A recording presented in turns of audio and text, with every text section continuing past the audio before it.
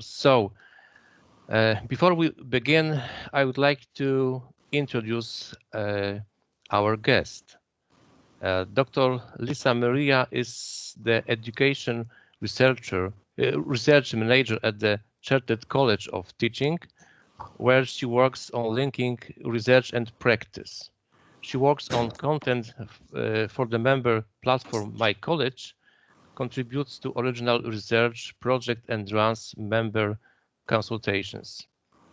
So before joining the Chartered College of Teaching, Lisa Maria worked as a postdoctoral research associate at the universities of Cambridge and York on two projects relating to foreign language learning.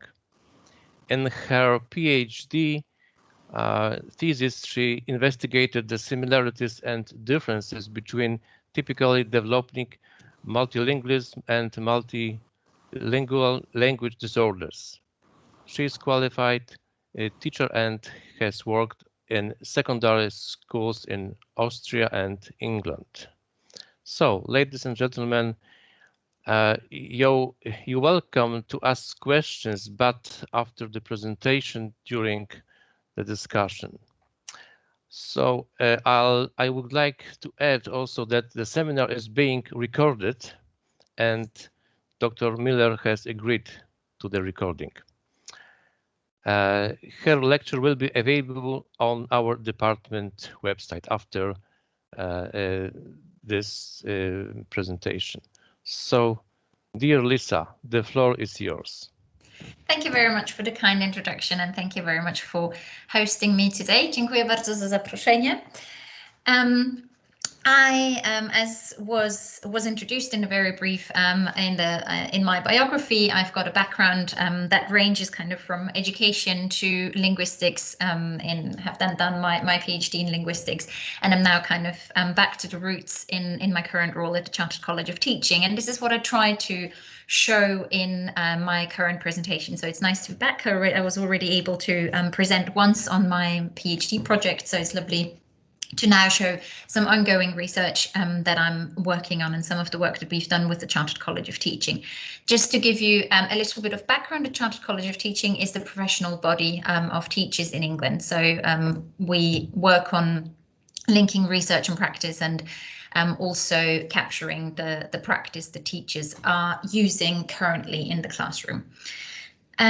So let me introduce to the structure of today's talk. I will briefly start with an introduction as it so goes. I'll then move on to results from a literature review that we've run. So we've recently published 2 reports. I'll first look very briefly into the one that was mainly a literature review that we published in May during the first wave of COVID-19. And I'll then move on to presenting results from a study with nearly 1,800 teachers whom we asked about their thoughts on the impact of school closures and distance learning on students' academic achievement, and we'll focus in particular on their well-being and touch very, very briefly also on teachers' well-being, and move on to recommendations before I then focus on results from a scoping review that I carried out with my colleagues during my time at Cambridge, when we looked into the links between bilingualism in the family and children's well-being, again, before closing with some conclusions. So let's start with the first part, kind of this presentation in 2 parts, which focuses very much on the impact of COVID-19, which I hope will be of interest, although maybe not directly linked to the research you are currently working on, but probably something that does, definitely something that affects us all. As you know, school closures are included in many countries' pandemic influenza response plans, and they were implemented during previous pandemics, and so also during the current one. However, the level of school closures that were implemented during the first wave of COVID-19 was unprecedented in its size, as it affected 1.7 billion students at the very peak. But also, we shouldn't forget schools are now open or reopen in many countries, and most countries have taken the decision, although cases are rising again, not to close schools again. In many countries and many places, it is at least part of students that are affected by school closures, either because they've been diagnosed or because, as it works in the UK, their school bubble, for example, has been closed, and so many students continue to be taught remotely, so they're not, and in any case, we're not back to school as normal anyway. So it seems important to assess the potential negative impact as they come at a high economic, academic and social cost, which is what we've done in our first report. We tried to look into past evidence from natural crises, natural disasters and school closures, both planned and unplanned, and the impact that they can have on students, but the society more widely as well. We used research evidence as well as national and international documents for our review, but it should be noted that due to time constraints, as this had to go out quite quickly, obviously in response to the ongoing crisis, it wasn't a systematic review or a meta-analysis. So let's focus, as I said, in our report, we focused on the academic outcomes, which you can read up on. The report is freely available on our website, and a number of other factors, but in this particular talk, I wanted to focus on student well-being. And as the World Health Organization acknowledged, there are a number of potential negative impacts of the current crisis on well-being, both children's and adults. We've seen an increase in calls to domestic abuse hotlines since lockdown across a number of countries because of the increased stress, the fact that families were together on a limited space. And we also saw an exacerbating effect on students with ongoing mental health issues. So, for example, 83% have reported a negative impact of school closures and their mental illness. This was a study that was carried out as part of the COVID-19 response by Mind UK, which is a charity focusing on children's and adolescents, on mental health. And 26% were unable to access the necessary support. So in addition to losing the routines, there was also a major problem for not only children with mental health issues, but also those, for example, with special educational needs, language disorders, of their additional support not being available anymore, such as speech and language therapy, but also, of course, for example, in some cases, psychotherapy and so on. But the experience of the lockdown itself may also be stressful, and we know that stress can affect learning. It can affect impulse control, planning, higher order thinking. It can have then a knock-on effect on academic achievement. So, for example, we know that well-being can be lower in children with existing special educational needs, such as autism, and if on top of that, their routines that they rely so heavily on are then interrupted, that can have an even a more exacerbating effect on their mental health. But also we need to take the literature on grief, trauma and post-traumatic stress disorder into account, or so we argued in the article. We know that as a result of the ongoing crisis, many students and school communities will have experienced grief. Some students will have lost loved ones. And the response in trauma can vary according to age. So some children might regress, or they might become aggressive. They might re-experience or avoid certain situations that remind them of what happened. It might lead to hyperarousal. Post-traumatic stress disorder is an anxiety disorder that is caused by direct or indirect exposure to a traumatic event. And while we're far from arguing that all children, or even all children who have lost someone, will suffer from post-traumatic stress disorder, I think it's important to be aware that some may. And therefore, it's important that schools and staff members provide the structure, debriefing and space to talk, as these are critical to support children who are suffering with mental health or well-being. And some studies do also suggest a link between post-traumatic stress disorder and lower academic performance. So we need to take that into account, that it's not just the direct effect of schools being closed, but the potential knock-on effect of grief or trauma or post-traumatic stress disorder in the worst case that can negatively affect academic performance. And we need to be aware of that as we come back into schools, as we welcome children back into schools. What can teachers do? Teachers can provide strong support networks, open communication. They can be attuned. They can convey a positive regard, including children in the community despite maybe challenging behavior. As I outlined in the previous slide, some children can express quite challenging behavior, and it's important that children continue to be included in the community despite that being challenging.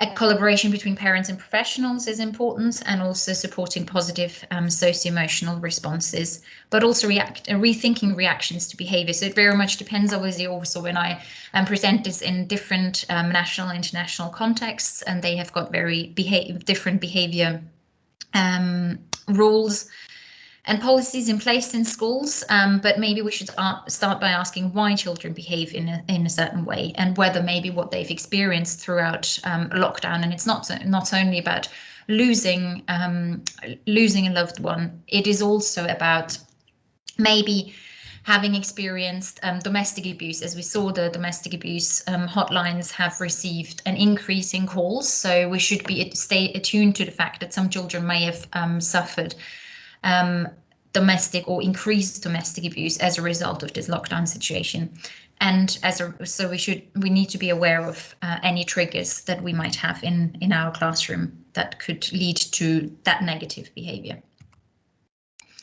What do we know from interventions for children's socio-emotional development? So as I said, in our literature review, we looked at past evidence, and although it's important to say that none of these can directly be applied to what's been going on simply because none of the previous disasters that we looked into were as big in size, but also, for example, we can't directly compare the devastating effects of a hurricane, which obviously quite tangibly leads to children losing their homes, and what's going on in COVID. But we can look into what interventions have been put into place in such contexts in order to inspire what we may want to do.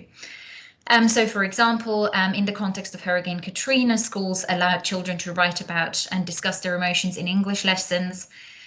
There are some evidence-informed school-based trauma interventions that have found a reduction in symptoms of depression and anxiety, but there are also a number of socio-emotional interventions that teachers may choose to teach content that relates to personal, social, and emotional development. For example, there are some meta-analyses that have found that such interventions are generally effective to improve social and emotional skills, attitudes, and behaviors to schools.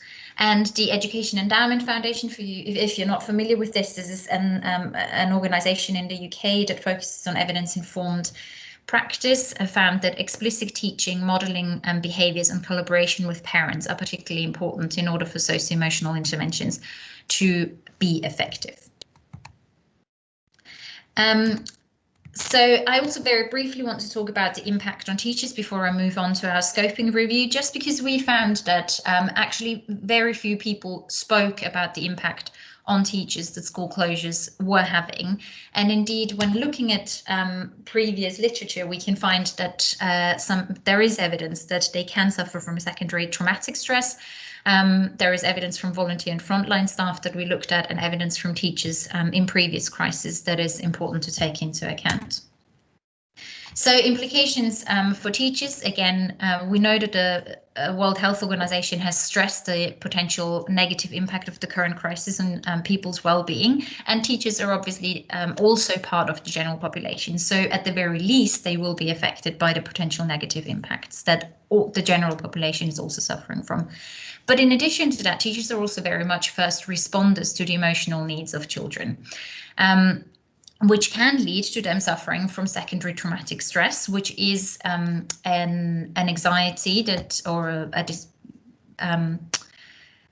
disorder that is, or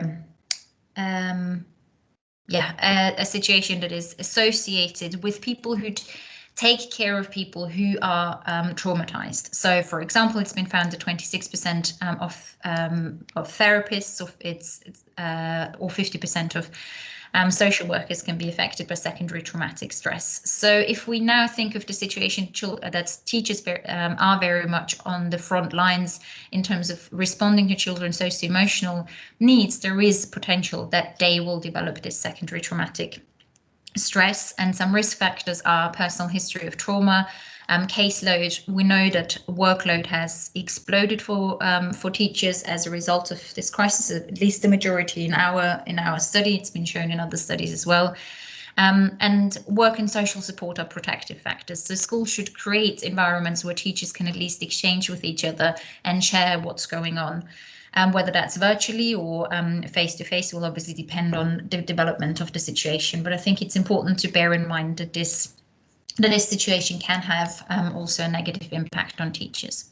We know from volunteer and frontline staff from other studies that the negative effects are actually interestingly exacerbated for non-medically trained staff. So in a study they compared frontline, so medically trained staff and admin staff in hospitals in a crisis situation, and they found that actually the people who weren't working on the front line were the ones that were more affected.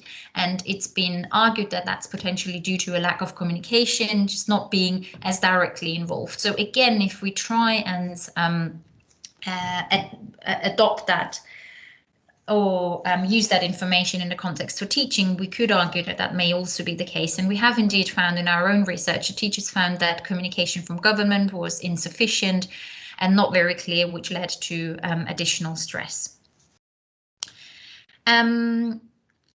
Yes. So that shows the importance of training and reliable information being available for teachers in such a situation. A few studies so far have investigated the effect on teachers, but for example, Borntrager and colleagues found similar levels of secondary traumatic stress in teachers and social workers, which is interesting, and shows really that important role of teachers not just being there to teach academic content, but really fulfilling that role in society of being kind of a first point of call very often. So while children might then be referred to specialist services, there is that they are often the first ones to notice when something is not quite right, which obviously then they can take home with them. In a study that looked at post earthquakes, they found a high level of post-traumatic stress disorder in teachers than the general population, again arguing possibly for the fact that teachers are processing what's going on in children's lives.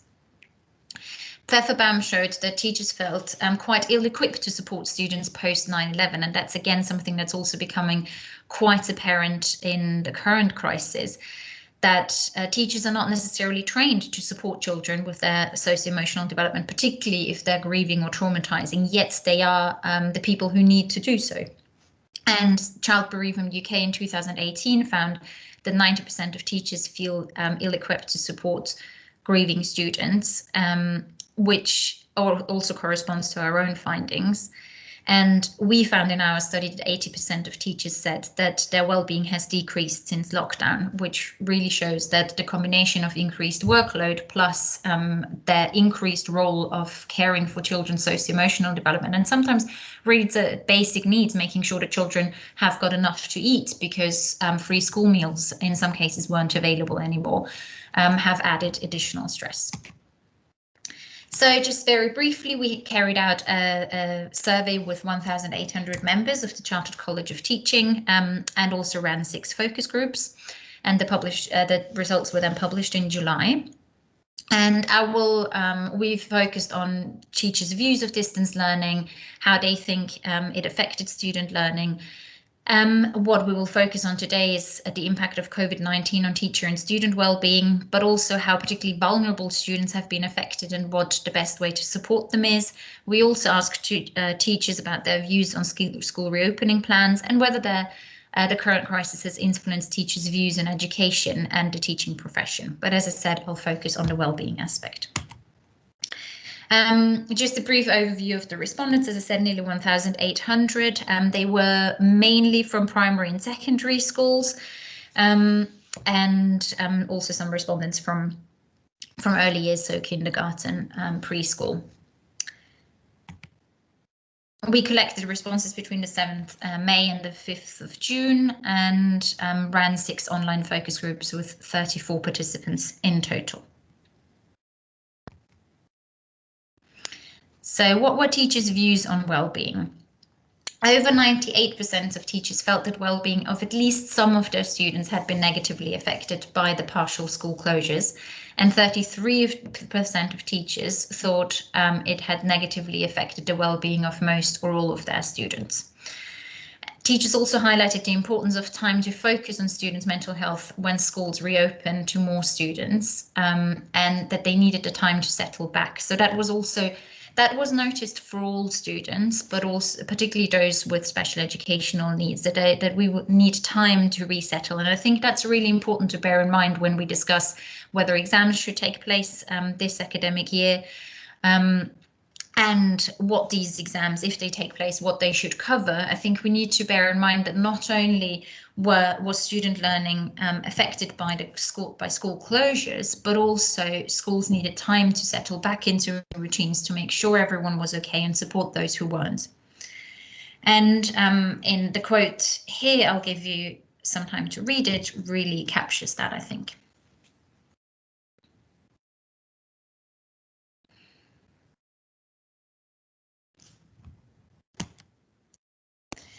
And teachers commented on the importance of flexibility in allowing that necessary time for students to re-establish friendships, to transition back into school life and to adjust to new rules and restrictions. And they felt that policymakers should put less emphasis on returning to normality when even schools reopening, everything will be far from normal, or is now far from normal, and we need to take into account what that can mean for children's well-being. And they also felt that it's important to keep a broad and balanced curriculum. So just as context, in the UK, we've got some core subjects that, for example, in primary school, they then children sit exams in these core subjects, and it can very easily happen. You could imagine that as a result of wanting to focus on children doing well on these exams, that other subjects that are not tested fall by the wayside. But respondents in our study felt very strongly that it's important to keep that broad and balanced curriculum, to keep the arts, to keep music in the curriculum, so that children, because they can also have a positive impact on children's well-being. As I said, specific concerns were raised over the well-being of students with special needs, and teachers were worried about rebuilding students' independence and social skills, particularly if they were not able to provide many enriching aspects of the curriculum, such as off-site work, cooking and shopping, that help these children find their routines and their place.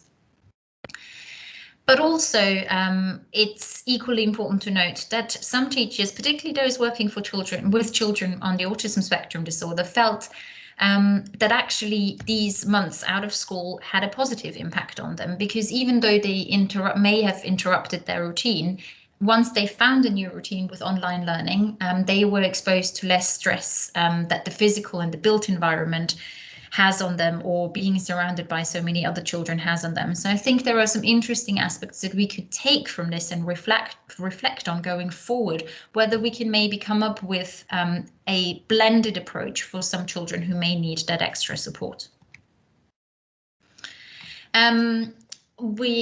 Less than 4%, and I think that was quite impressive, not to say shocking, that less than 4% of teachers actually strongly agreed that they felt confident to support grieving children, and less than 5% strongly felt that they are confident to support those who've been traumatized. So there is clearly a need for training there, to train teachers to support these children who have been traumatized or are grieving as a result of the ongoing crisis.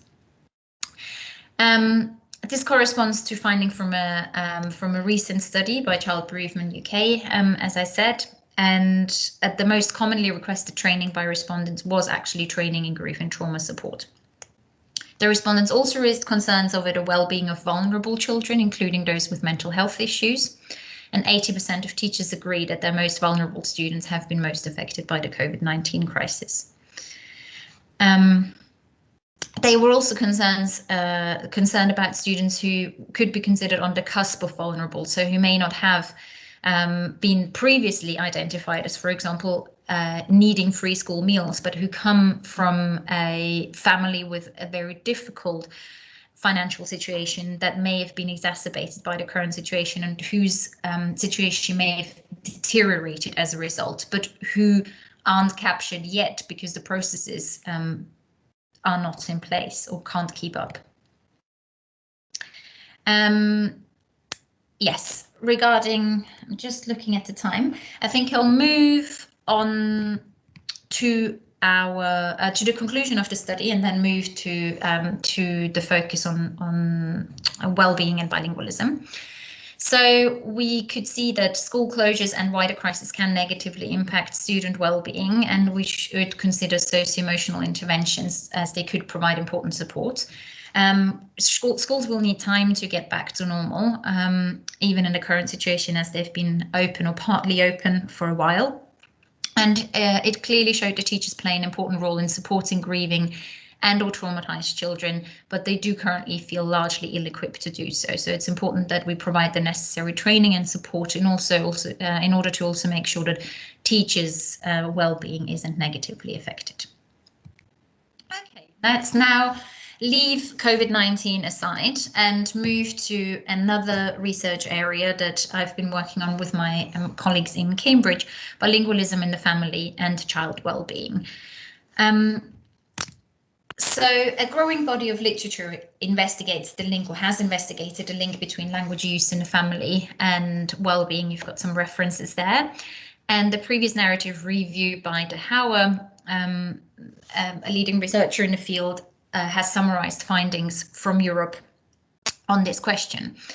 And this review found that the parental use of the minority language influenced children's minority language use and proficiency, but also hypothesized that the insecurity and distress that parents may feel because of children's lack of proficiency may negatively impact children's well-being. Let me start with some definitions of well-being. Our review focuses on children's subjective well-being as opposed to objective well-being. Subjective well-being concerns people's perceived level of life satisfaction, while objective well-being relates to factors such as physical or psychological health, security or access to education and employment. So we were not interested in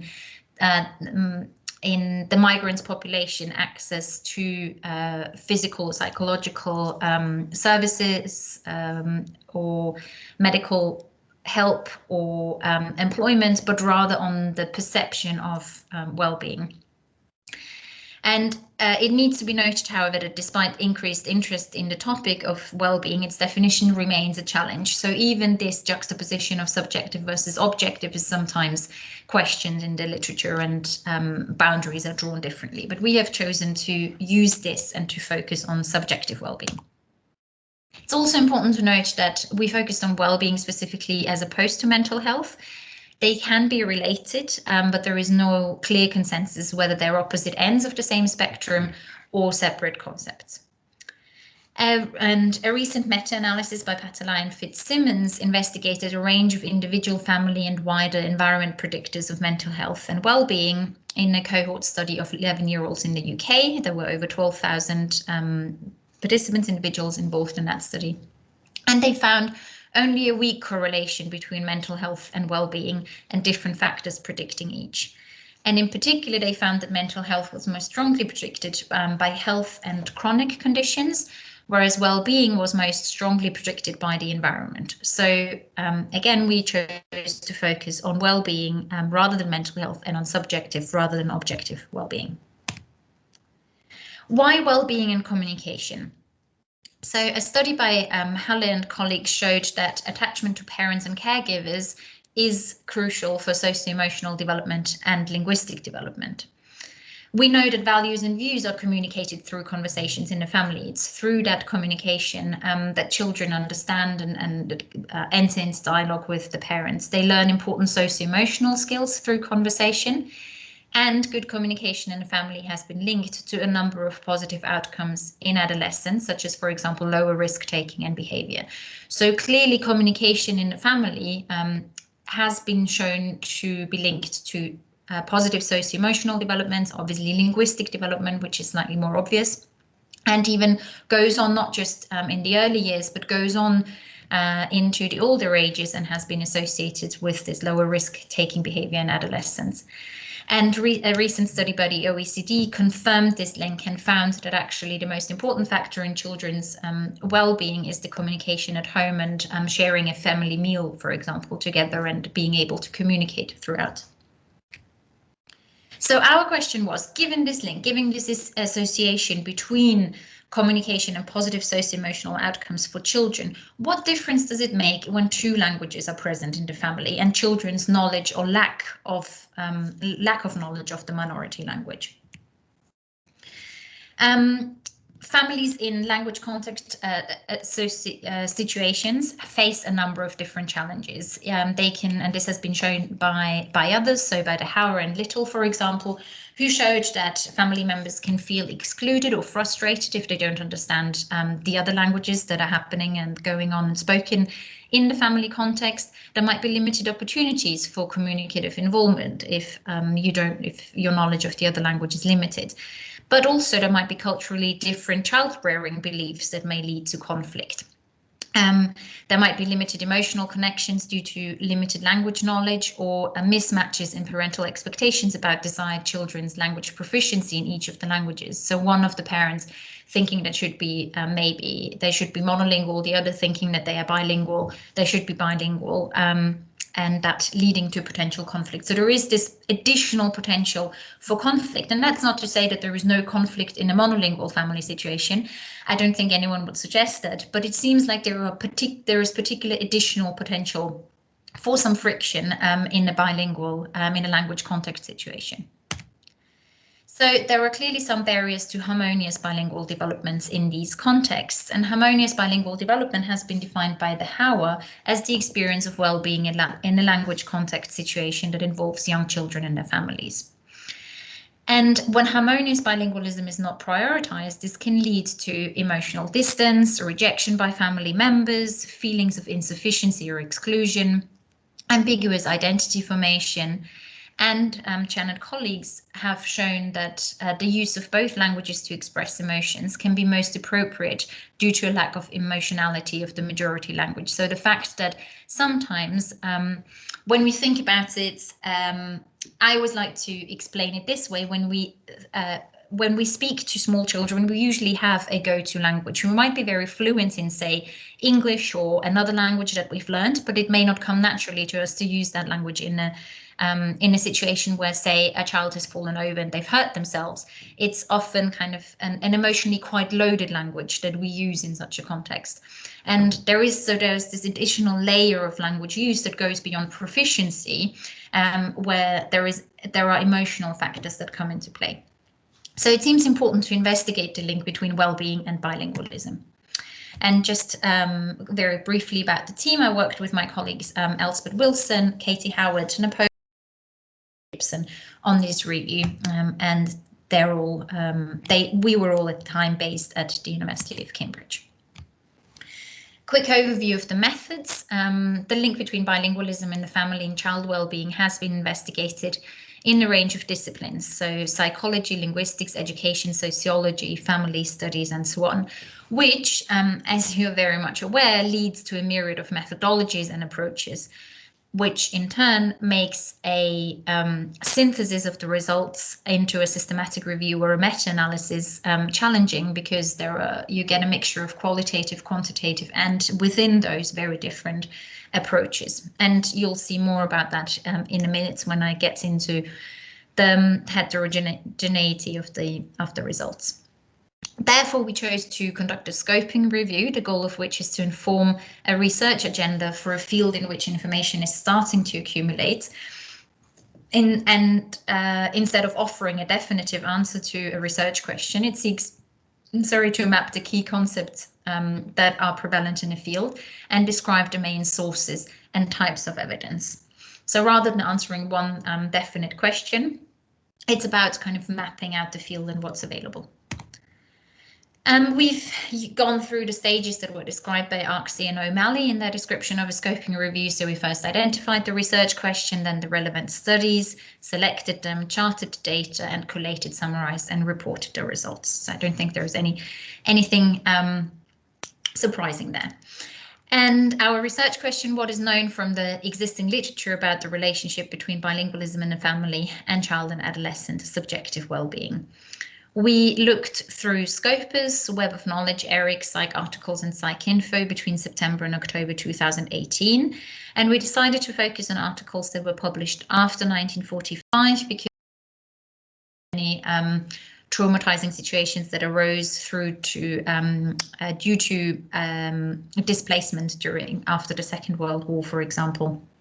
And also then in our review, in our screening process, we excluded any studies that focused on trauma due to more recent displacement. We focused on families with children aged 0 to 18 that had been in the country for more than 5 years. The reasons why we chose for more than 5 years is because that's often used by countries as a cutoff for something called settled status. So it's kind of assumed that by that time you are settled and beyond the first, either the honeymoon phase of being completely and utterly in love with your new country, but also all the challenges that are associated with settling into a country. So we're hoping that by doing that, we will get populations that are more settled. And we wanted studies that focused specifically on language use and proficiency and focused on children rather than adults' well-being. Those were our search terms.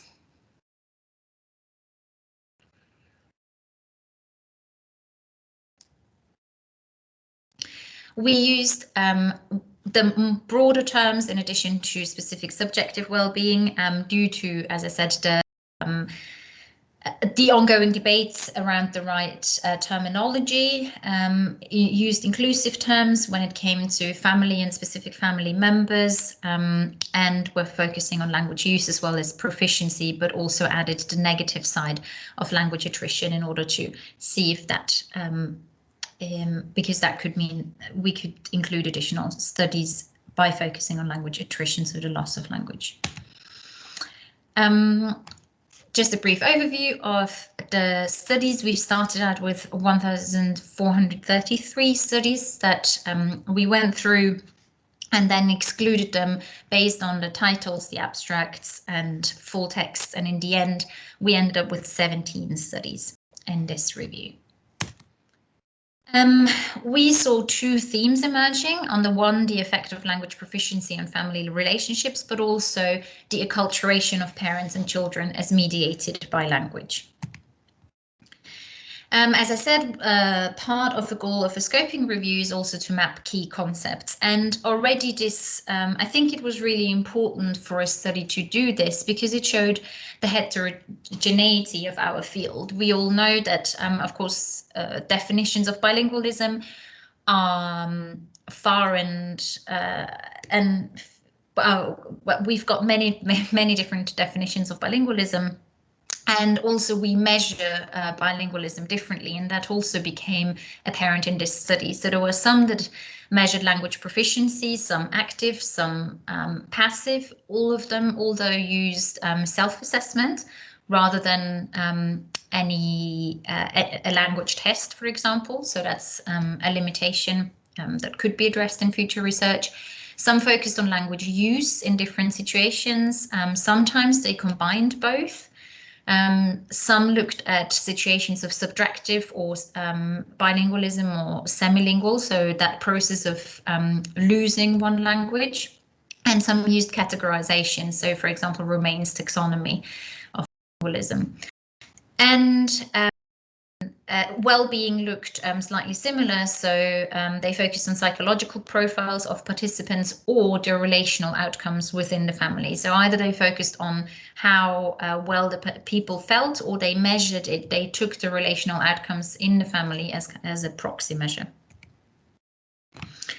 All but two studies in the review were quantitative, and results came from a relatively wide range of countries, although with a clear focus on populations from in the US. So we had Southeast and East Asian populations in the US, as well as Spanish English, and a few other studies that looked at other contexts.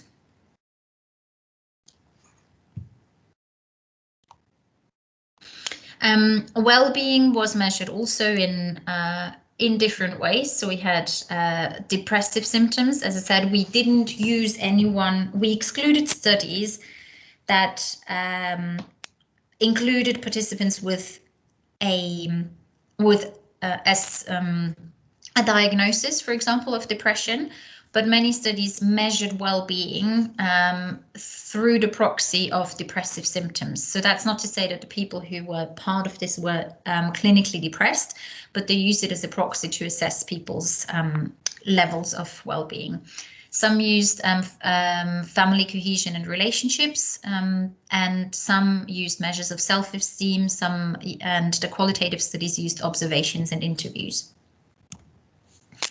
Language proficiency was measured, as I said, in self-report of active or passive language proficiency in both languages. Some asked about context-specific language use, so for example, which language they used at home, which in school, and some combined them. Some only focused on active language use. Others used parental questionnaires and language histories to determine whether children's language use has changed over time. Some used attitudes to language use, so how participants felt about using language, and the qualitative ones used recordings and observations to see how children and their families used the languages in the different contexts. So let us now turn to the results. Several studies in our review reported positive relationships between adolescents' minority language proficiency and relationships with their parents. For example, Boutakidis and colleagues found a positive association between adolescents' minority language proficiency and parents. And they suggest improved communication for pragmatic reasons, so just higher quality communication because you share a common code, but also adolescents' better understanding of the heritage culture as a result of that. So kind of two levels, not just being able to communicate better because you speak the same code, but also the ability of understanding the kind of the cultural baggage or heritage and where parents might be coming from when they react in certain ways. And in another study, the authors found that groups who used two languages consistently reported lower psychosomatic symptoms. Portes and Howe found that children that were fluently bilingual had the most positive outcomes in terms of family relationships and adjustment. And Tannenbaum and Berkovich found a positive link between language maintenance and positive family relationships. But it's also interesting to note that another study by Tannenbaum and Howe found a reverse link. They found that children who perceived families more positively were more likely to use the family language, which sort of, when you think about it, makes sense. If you want to speak to the people around you, then you might be more likely to do it in a language that they know better or that they prefer to speak. And Liu et al. Found that the maintenance of both languages can have a positive impact on family relationships. Then our second theme was related to acculturation. So acculturation is concerned with the fact to what extent individuals identify with the majority culture. And Perez found that adolescents who were less linguistically accultured had more positive relationships with their families. So the other side of that coin is if they're more accultured with the family culture, then they had more positive relationships.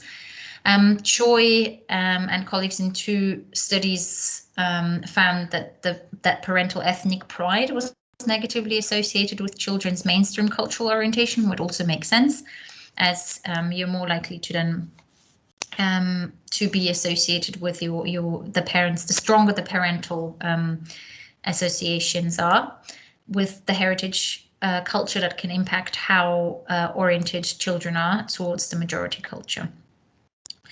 And they found that adolescents' orientation towards the minority culture can enhance family relationships. So again, something happening around the cultural aspect.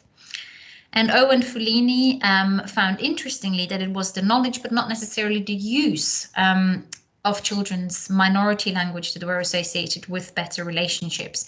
So that's a really interesting finding, we thought, that use. So again, there is something happening in addition to that ability to communicate, because if it's not so much just the use, but even just the knowledge of the other language, there is something happening around the cultural understanding that children develop as a result of knowing the minority language. So our conclusion from the scoping review is that there is a heterogeneity of the research focus given the number of fields that focus on these questions, but also in terms of the measurement of bilingualism and language proficiency, which makes it hugely difficult to draw final conclusions from this field. And we were suggesting that there might be attempting to maybe create a more established way or more commonly used way of measuring bilingualism and language proficiency may help to make results more comparable across studies. But also then similarly, the same goes for well-being, as you saw, studies measured in very many different ways. So we need to be quite careful when we draw conclusions based on a number of different studies due to that. Limitations are that we used English search terms only, and while we included studies that we would have included studies that were written in other languages, they obviously they don't necessarily come up if you look for English search terms unless they have got an English abstract. So as often that's one of the limitations. Geographically, there was a wide range of countries, but some of them we only had one particular study, and there was definitely the majority of studies are coming from the US. So future research should focus on a wider geographic spread.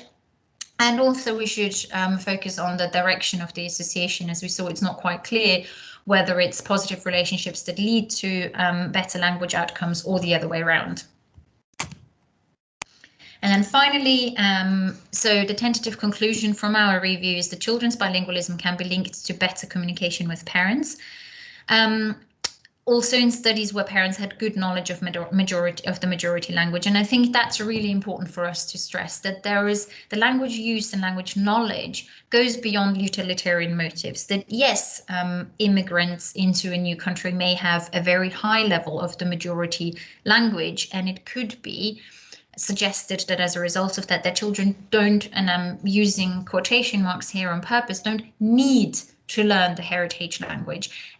If you define as in maybe don't need to, but there should be something going on in addition to those utilitarian, straightforward communicative goals, why maintenance of the heritage language is important for family relationships. And of course, if you think about family relationships also then beyond the nuclear family, but the wider family, grandparents, aunts and uncles. I know from my own experience how important it is to speak languages beyond the majority language in order to continue those relationships and have got those family ties that we know are hugely important for children's well-being. We know that the association can work in both directions, and future research will need to determine which direction exactly how it exactly pans out, and we should take these findings into account in family language policy research and when making recommendations for children's minority language. And I think that's important in very many fields, whether it is psychology, speech and language therapy, for example. In another body of research, we know that bilingualism does not have a negative impact on children with language disorders, and continuing the family language can have a positive impact on children's well-being. So that link between bilingualism and language upkeep and maintenance is an important one to keep in mind in these various contexts. Okay, that's it from me. Thank you very much. Thank you very